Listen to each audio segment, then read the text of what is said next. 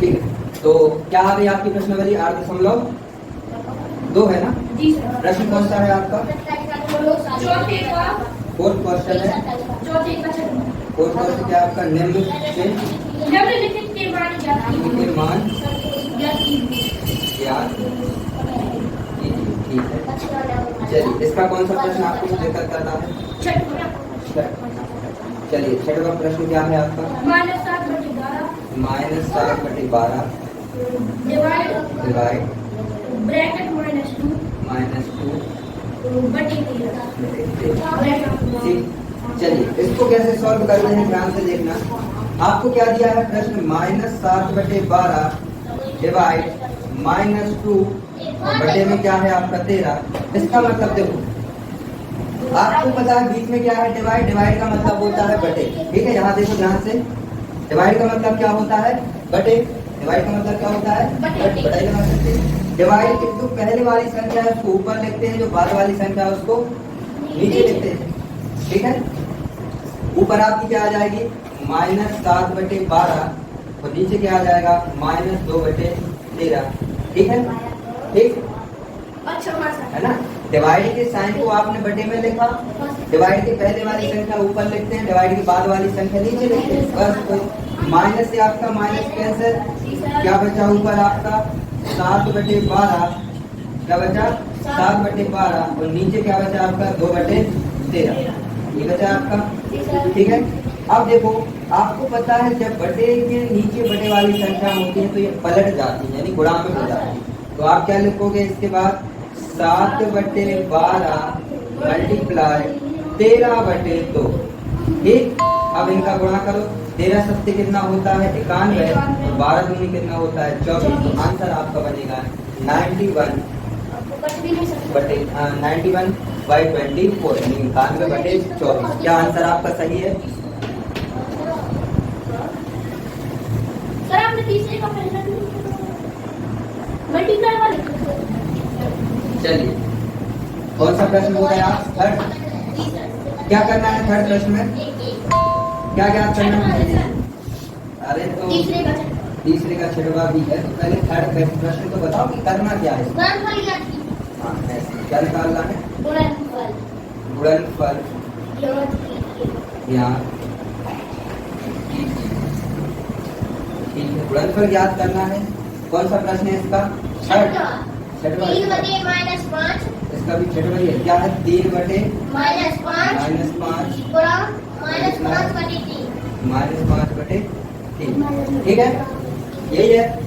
चलिए आपको क्या दिया है? 3/-5 क्या दिया? -5 इंटू -5/3 ये दिया। अब आप एक चीज बताओ, मैंने बताया था जब भी परिमेय संख्याओं का गुणा होगा तो क्या होगा?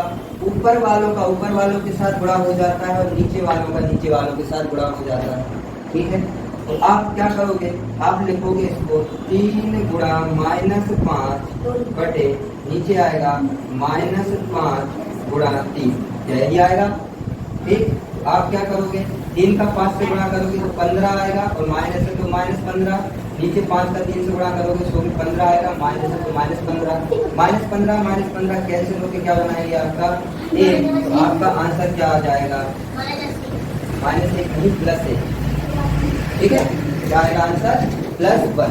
आप ऐसे कर सकते थे, ये आपकी मेथड है। सर ये एक सर इसी का ये चौथा बस समझाइए। चलिए चौथा। बाकी देखो इसको और दूसरा तरीका और भी है। क्या है उसका दूसरा तरीका? देखो मैंने ये इसलिए बताया क्योंकि हर जगह करते नहीं है, तो जो मेथड रहती है अपन ने उससे किया। कभी ये आ गया ना आपका ऐसा ही 3/-5 और -5/3 सीधा दिख रहा है। 5 से ये 5 उड़ा, 3 से ये 3 उड़ा, सब कैंसिल, तो क्या आएगा आंसर? 1 आएगा।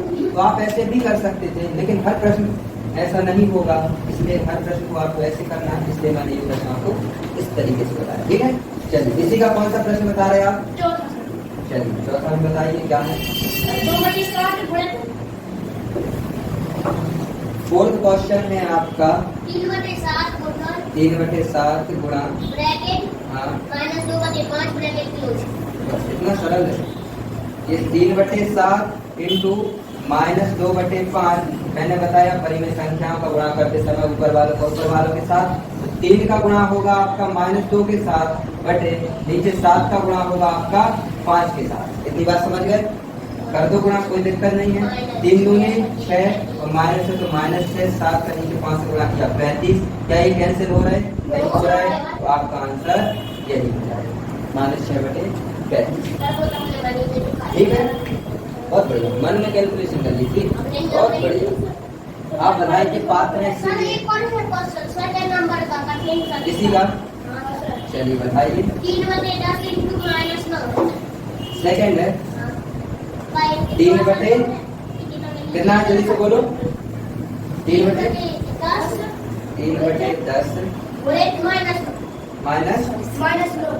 -9, बस इतना है, कोई दिक्कत नहीं है। इसको कैसे करेंगे? 3 बटे 10 इंटू -9 है, इसको आप क्या लिख सकते हो? इसके बटे में कुछ नहीं है, कोई दिक्कत नहीं। ये ऊपर वाली संख्या है, इसका इससे गुणा होगा तो आप लिखोगे 3 इंटू -9 और ये बटे में क्या आ जाएगा? 10।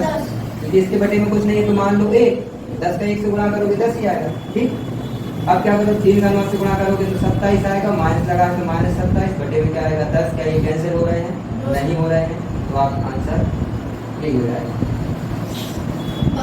ठीक, तो अब जितने प्रश्न आपके बचते हैं सारे प्रश्नों को आप इन्हीं मेथडों से करें। ठीक है,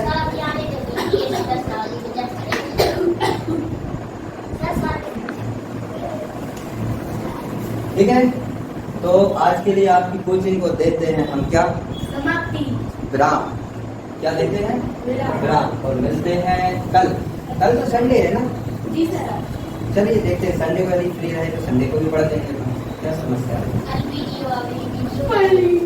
बाकी आप इन प्रश्नों को घर पर बार बार करें। ठीक है, मैथ्स से जितनी ज्यादा आप करोगे आपकी मैथ्स उतनी ही ज्यादा अच्छी होगी। ठीक है, ठीक है। चलिए, जितनी ज्यादा आप प्रैक्टिस करेंगे मैथ्स की, आपकी मैथ्स उतनी ही अच्छी होगी। यदि आप किसी प्रश्न को एक बार करके छोड़ देते हैं, ठीक है ना, किसी प्रश्न को आप एक बार करके छोड़ देते हैं तो फिर 99% चांस होते हैं कि आप 1 दिन 2 दिन या 3 दिन तक उसको याद रखेंगे, उसके बाद आप क्या हो जाएंगे? भूल जाएंगे। ठीक है, उसको 10-12 बार करना है।